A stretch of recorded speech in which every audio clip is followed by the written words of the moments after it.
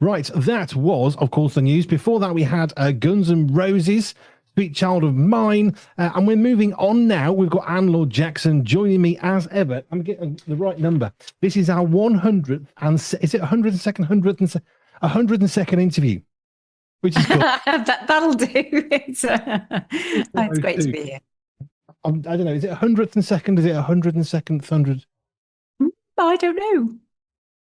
Need to find a mathematician or somebody, not a wordsmith, actually. It's probably a mathematician would just be quite happy with 102, but like Probably 102. Let's yeah. go with that. I remember when I went to France and we were told how to do the time. You always tell the time and then you count down. If it's past half, it's always the next hour minus however many minutes. And I remember thinking, well, that's stupid. Who does that? Well, the French do. Okay, fair enough. Went to France and every French person I met said, yeah, it's 5:35, it's 5:40. Not one of them was doing mathematics when they were doing the time telling. I just thought, I told my teacher I didn't think they would do that. Well, it's the correct way, he said, but, the correct way, and then there's life. There you go. But it's also the fact the French do the 24 hours. That's kind of like, oh, what's that again? Like, yeah. Which some people do and some don't. I like 24-hour clock. I know some don't. They prefer the AM, PM. Me, I prefer to say it's 2300, not 11 PM. But hey, the world is full of different people. And if we're all the same, we really genuinely would be a very boring place. Now, national days. I don't normally do national days when you're on the radio. However, there is a national day of interest on my little sheet in front of me, which is the ASMR Day, which, if memory serves, is the thing that people like sounds. Have I got the right name for that? SMAR. ASMR. ASMR. What Yeah. what does it say in front of you on your little piece of paper? Not a lot. I'm just hoping that someone in the office is going to confirm. If you're listening office, can you just confirm this for me? Because that would be really super helpful. I thought ASMR was where people like sounds. So they'll watch a video, and the reason they're watching it is they like the sound of a box opening or a door closing, and it's the sound of something that they find quite relaxing. I'm just hoping the office are going to, at some point, listen and respond. Oh, but yeah, no. So I don't know what that is, but that is brilliant. I was just literally at I'm singing at a wedding, and I was down there for the rehearsal, and the lady who was working out the sound, in the church, was saying to me that she's got incredible hearing, but not very good eyes. So we were trying to work things out with how was this going to work best with her hearing system, with the echo of the church, with the sound system that's not really set up for for lots of things. But we were just like working things through. So it's like, so your ASMR people are people who enjoy the sounds of it's the sounds of a video rather than the visual of a video. Is that what you're saying? What you think? Yeah.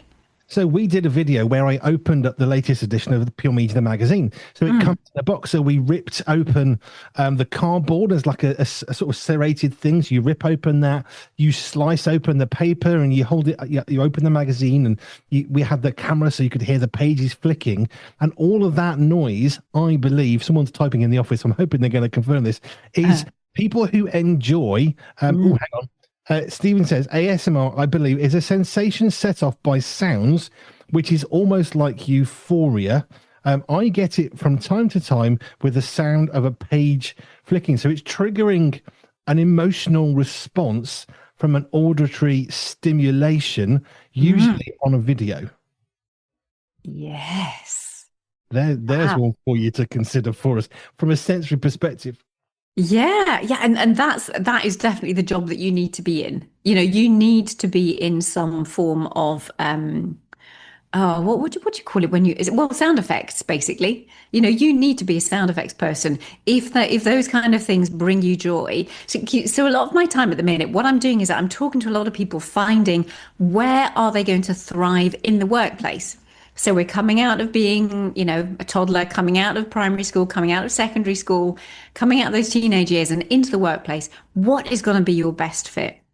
So at the moment, my head is very much in that space of, right, okay, I hear something like that, and I'm already thinking, oh, we need to find you a kind of work. We need to get you into the movie industry. We need to get you into films. We need to get you into sound effects on whatever, whether it be radio or TV or whatever. But if that is something that brings joy, which it will do, and all our different senses will bring us that sense of joy, that sense of euphoria, that contentment.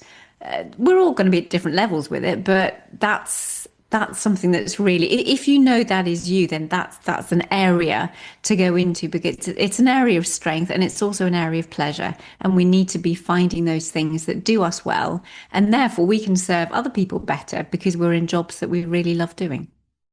I have now got the acronym broken down into real words. ASMR stands for Autonomous Sensory Meridian Response. That is completely new for me. So great. Hurrah. That is something for me to go and have a look at. But autonomous sensory, does that mean, I wonder if that means like each individual sense? So this one's talking about the auditory system and whether each individual sense will have its own autonomy and bring some form of response. There is I'm going to say a definition. I'm not going to say it's the definition because it's the internet, and we don't trust everything on the internet, even if it's in a white coat with a beard. Not going to happen. And so apparently a relaxing, tingling sensation that usually begins on the scalp, moves down the neck and the spine, often triggered by soft sounds, for example, whispering or tapping. Yes, judging by your face, you're thinking what I was thinking of. What? Isn't that just called, it's a nice sound? Now we have to give it a name, apparently. Yep. Yeah. It's called enjoying noises. I mean, I don't, it's fair enough. Everyone wants their national day and their little acronym. I think it feels like sometimes. But yeah, it's so for example, someone might like the sound of a box opening, or the sound of felt or something. I don't know. Because, of course, on the opposite end of things that we enjoy, like ripping a box open or something, or paper ripping or something, you've got fingernails on a chalkboard. That's exactly where I went. You know, I was there before you. So it was just, there are certain things that you just do not want to be exposed to ever again in your lifetime. And that for me is definitely one of them. We have to be of a certain generation to understand that. There's younger ones listening who will be thinking like, what was that? Yeah, Stephen's saying chalk on chalkboard. The chalkboard one with the fingernails is the worst. Yes, I wonder how many people, as I said that, had a shiver from the sound of the nail on the chalk being scratched across the surface. Be quiet, Mr. B. Just no. Sorry. And that's the opposite end of ASMR. I don't know what that is. Unpleasant ASMR, I suppose. Reversed. But the thing is, sound does stuff. I mean, music. People can listen to a piece of classical music and say, "Oh, I love that. That's beautiful." Or opera, and they'll enjoy that. But then they'll say of heavy metal, "Oh, that's just noise. I can't cope with that." Me, I'm the opposite. Opera, you can keep that. Thanks very much. You go off and have a nice time. Give me some heavy metal. I also like classical music, so I do actually like a very, very wide breadth of music, but music moves us. I've watched it. Did I share this example with you? I was running a youth club one time, and someone put on some music that was like really heavy rock, heavy metal. And the children it was a really rough area in Wolverhampton, inner city, very rough kids, lovely, but just a rough area. And someone put some heavy metal, and I'm thinking, I'm not sure this is the best music for this situation. And they just kind of went up a gear into almost hyperactivity kind of level. And after that, it's like, do you know, we should play some classical music, and then it all calmed down. And I actually witnessed it just by changing the style of music. It changed the attitude. Now, that's just someone who likes heavy metal, but time and a place. Yeah. Time and a place, absolutely. If I'm allowed to enjoy with singing in this church earlier today, the acoustics were phenomenal. I mean, you could tell these places are designed for music to travel and to travel unacoustically. And I think because it was much more the natural voice. Again, it's that natural thing, the way that God's created us. There are certain vibrations, there are certain frequencies, there are certain things that should be pleasurable, but I have to admit that I was really enjoying the experience. I know it was me singing, if I'm allowed to say that, but it was just the environment was gorgeous, and the reverb, the natural reverb in that place. It was a beautiful, and it was very calming. I mean, it's a calming song. Well, I'm singing a couple of songs, but just what it does to your whole body when you get involved in music, whether it be you producing it or receiving it. But yeah, it definitely, yeah, impacts us significantly, does music. It really does. But you can't say, I don't think anybody should be able to say, oh, that music is really bad for you. I hate that music. It's really annoying. Because to you, maybe to somebody else, the thing that you love, they will hate and detest with a vehement passion because we are all different. And how the music moves us emotionally is going to change, whether we like the frequency of a bass guitar, for example, low frequency, which goes through your stomach in a different way. And that's going to be the same in an opera and a heavy metal concert. It's going to be the same bass, basically. It's frequency, low frequency, and it's going to move you in certain ways. Opera, not my thing at all. But the low frequency is going to move us in a way that something like a classical instrument or orchestral arrangement is not going to do. Some of the pop songs probably won't do that. So actually, physiologically, I wonder, and that's an interesting thought, I wonder how much our bodies affect the music that we like over our emotional preferences. And that is where the sensory input comes in. Because I know that there are when especially our teenage lads go into needing the music up loud or wanting the bass up deep, that is definitely sensory driven. Because I don't it's not rebellion, but because their bodies are changing so much, having those deeper frequencies go through their body enables them to feel connected to who they are. So there is definitely some sensory elements to the music that we choose. And there are times I think in our lives when it is even more sensory driven, subconsciously, rather than actually what the music is or the genre of music or whatever. It's how we choose to engage with that music and how we can tweak things or up the bass if we've got a speaker next to us. Or yeah, there is definitely an element of choice coming from something other than what we might think of. I thought this might have been a generalization, but actually, I don't think it is. I would say something like heavy metal, thrash metal, generally speaking, you tend to see more men enjoying that kind of music in concerts than you would see women. And it's just got me wondering why. And is it something to do the way that God's designed us? Because obviously men and women are very different. We express our emotions very differently. We share some of the same ones. Of course we do. We can be happy and sad. But there is an aggression to a male which is really healthy, which would probably be less common in a woman. And I wonder whether some of that is actually being driven helpfully by some of the musical styles. I'm asking questions because now my brain's just wondering, I wonder why. Why is it why this and why that? And it's really interesting with one of my sons being significantly into drumming. So he plays an awful lot of stuff to me. But there is one type, and like heavy metal, I was never ever, I wouldn't go near it, wouldn't touch it. I was very concerned spiritually as to what was going on. But he's introduced me to certain things. I just think, oh, right, okay. It's not what there's more to this than I was aware of before. But when he's now talking about opera, when he's now showing me these groups, this style of music where you actually have these female singers, I'm thinking, I missed my vocation. I should have been like that. That is me. I'm just thinking, put me on the stage, put me with a metal band and let me just belt this music that is classical or otherwise. That would have been my dream. Like, okay, occupational therapy, I love it. And and everything else that I do and business building, and I love it. But oh boy, like listening to that stuff the first time I heard it, I just thought that is it. That would have been me had I known this was available in the past, or this could have been a possibility. That would have been me. I would have been up there. So I now understand my son's drive to to be a professional musician and do the things that he does. Because goodness me, I was quite surprised at the impact of what that did to me musically. I didn't expect that conversation that you wanted to be a heavy metal singer. Who knew? And what's this? I have told him, look, if he goes on tour, if he finds me something, because he knows my voice, he knows what I can do, and it's just like, right, Matt, okay, you hear something, and your mum's there. Now, so who knows? I don't know if I'm allowed to have a preference, but I really do like a female-fronted heavy metal band. I think there is something about the female vocal against the sort of harshness of the heavy metal, and I love all of that. Bands like The Letter Black and Firefly, Ignescent, and there are many, many more, Lacey Sturm. Some of these bands, the combination of the two does something very special.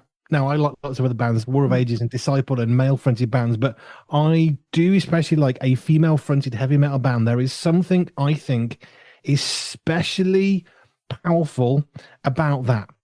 On the flip side, a male-fronted band who are heavy metal, who does a really soft ballad song, blows my mind and my hair stands on end and I get chills throughout my entire body, because that is seemingly even more powerful. There you go. There you go. I think that blend, maybe it is that blend of that the male female, you get the best of both.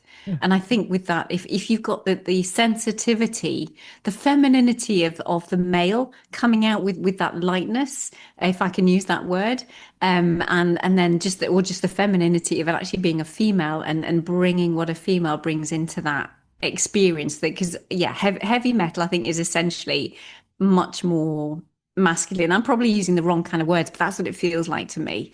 It's like it's just more intense and more powerful and more full on, and and you pair that with some of the more feminine aspects, and it's that lovely blend of male and female. Now, when I started this conversation and I mentioned the soft, soothing sounds that can cause a chill down your spine, I did not anticipate a few things. One, Anne Laure Jackson of Sante saying, "Oh, I really fancy being a heavy metal singer." That's not on my bucket list of things I thought I'd hear today. I also didn't think about the blend of male and female in that arena. And specifically, it's got me really asking the question about the physiology of the human and the female bodies, which are obviously very different for different reasons, and how much of a factor that has on the music we like, because we're talking about audio frequencies ultimately, aren't we? And how much of what we hear changes what we like, and also how we listen to it. Because I've been to concerts, and Big Church Festival is one that we're going to be at this year, and you get the full, complete, unadulterated experience of loud music, and I love it. I'm looking forward to seeing LZ7 at Illuminate blasting out what he does. It's going to be brilliant. I'm not going to feel the music while I'm watching him, while I'm hearing it. It's a very, very immersive experience. But it's got me wondering whether listening through headphones or going to a concert would also be a significant factor in the sort of music that we prefer. And I think that's why you are so beautifully positioned where you are behind your desk, to be able to pick and choose and to feed your listeners a whole range of different types of music, so that regardless of what their sensory profile, what their sensory thumbprint, as I like to call it, is like, there is going to be something that will appeal to where they're at cognitively in their thinking, for what music will do to enable the brain's thinking power to be creative, to allow those higher frequencies to bring out creative expression, so that your artists might want to listen to higher frequencies so that they can be a lot more fluid and a lot freer while they listen to you on radio, while they're creating things. And then you've got those who need that, who want the intensity of the deep bass and the richness and the immersive experiences and stuff. So with you being behind a desk and in control of music, you can meet so many different people's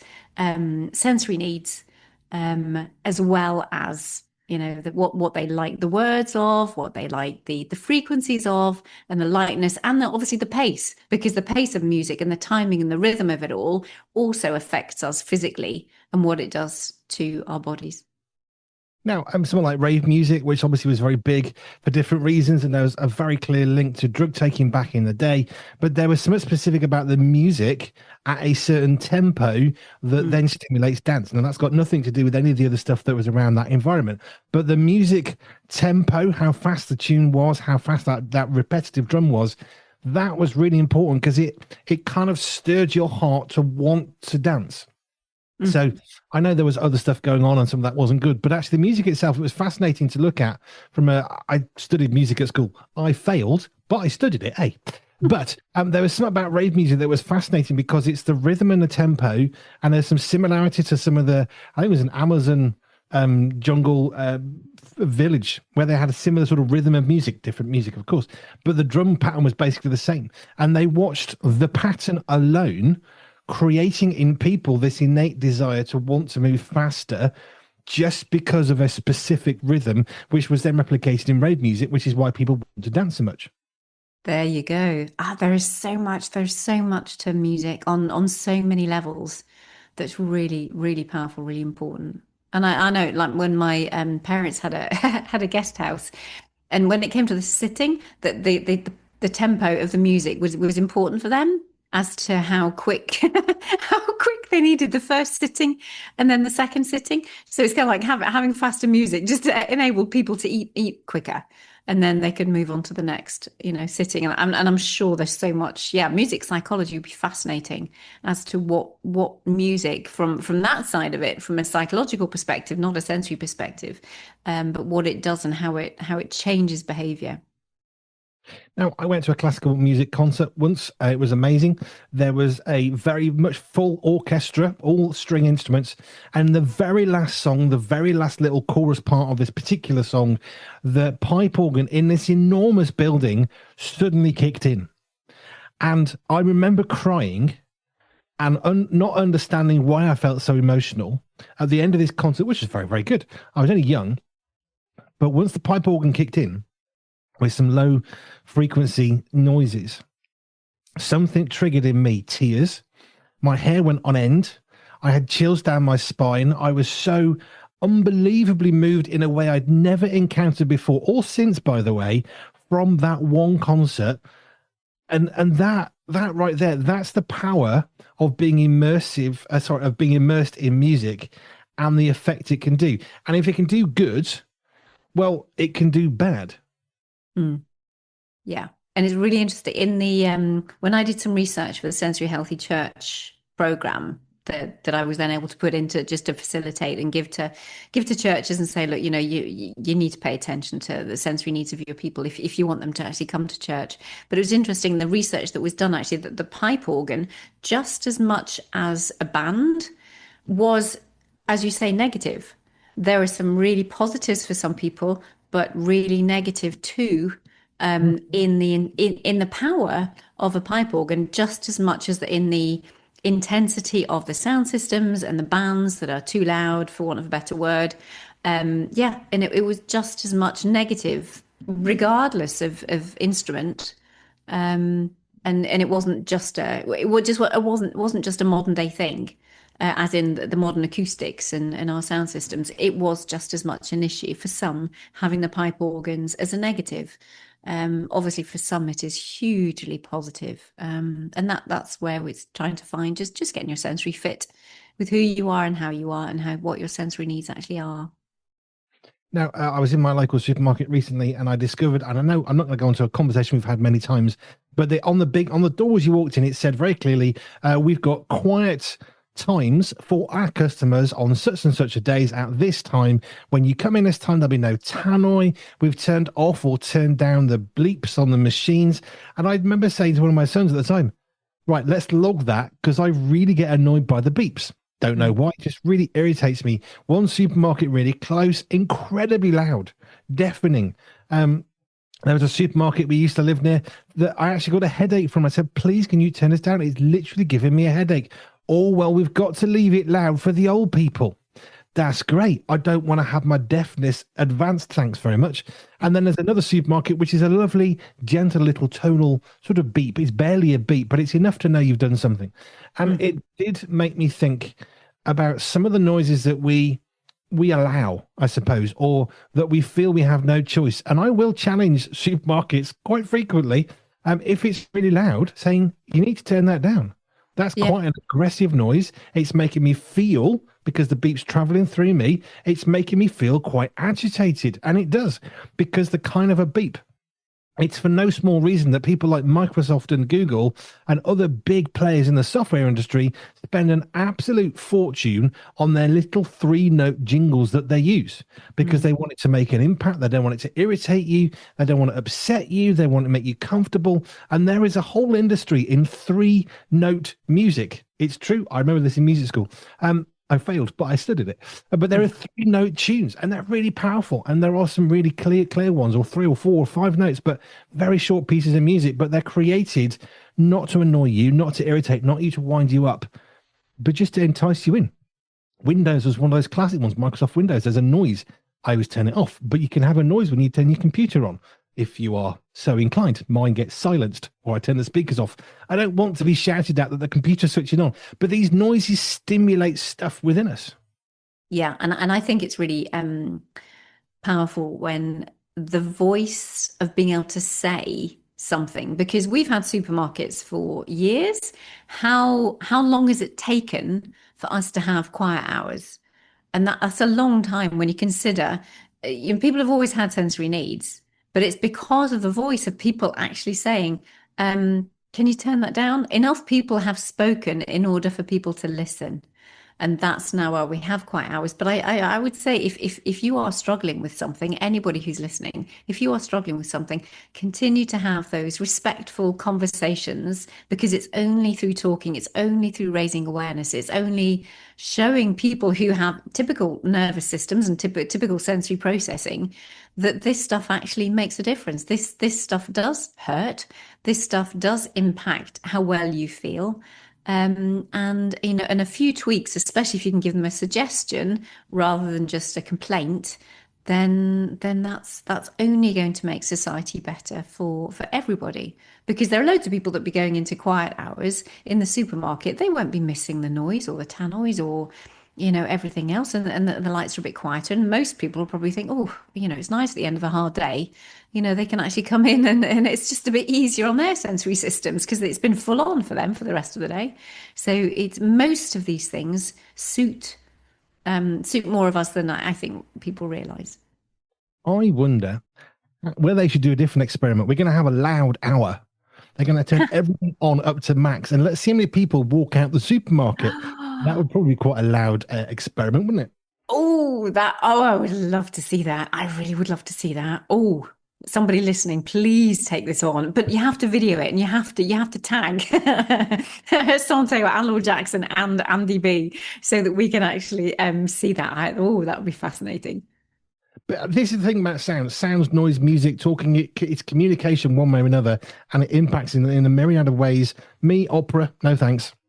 Heavy metal, rock, pop, classical, yep, great, bring it on. But it affects us. But actually, our voices can have a positive impact, like music can have a negative and positive impact. How we talk. Are we talking aggressively at the customer service person in the supermarket? Are we shouting at them? Well, now they're agitated. Well, that's not helpful. Like you said, let's be polite and respectful. But I love the fact that we've been made by God in so many wonderfully, beautifully unique and diverse ways. We are different. Our bodies are different. And what we enjoy is different. And what we enjoy over time changes too, including music, sounds, and stuff. Thank you, Anne. This is a fun chat. As ever.